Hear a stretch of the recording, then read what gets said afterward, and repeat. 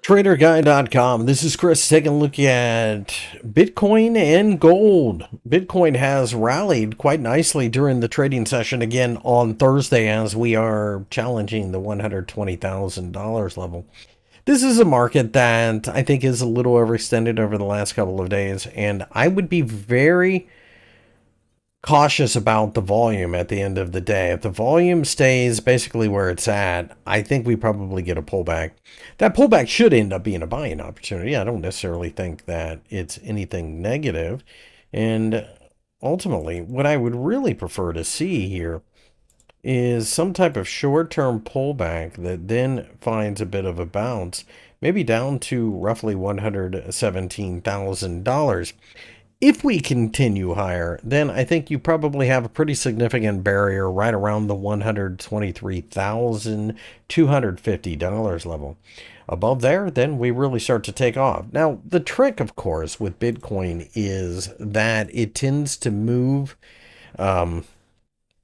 sideways for quite some time and then just gets these massive impulsive runs. Are we in the middle of one? Maybe people are using this government shutdown situation as a reason to think that Bitcoin goes higher. I don't think that is a long-term issue, quite frankly. And even if it were, we probably have bigger problems 2 years down the road. I don't necessarily think people will run to Bitcoin to finance transactions, but really at this point, Wall Street will look for the reason to push their ETF. I still like the idea of buying dips. I don't necessarily think you want to chase wildly here. Looking over here in the gold market, you can see it's been a very choppy trading session, and really, why wouldn't it be? Quite frankly, over the last basically 2 months or so, maybe even going back about 2.5 months, it's been straight up in the air, and sooner or later, we are going to have to see some type of pullback. I would love to see a pullback to the $3,800 level if we get that opportunity.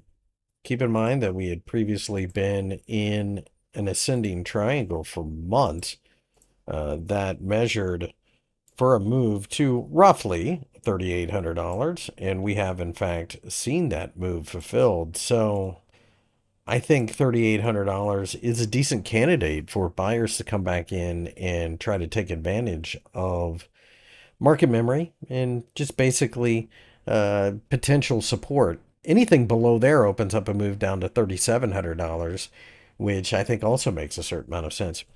Given enough time, gold looks like it's definitely going to at least try to get to the $4,000 level.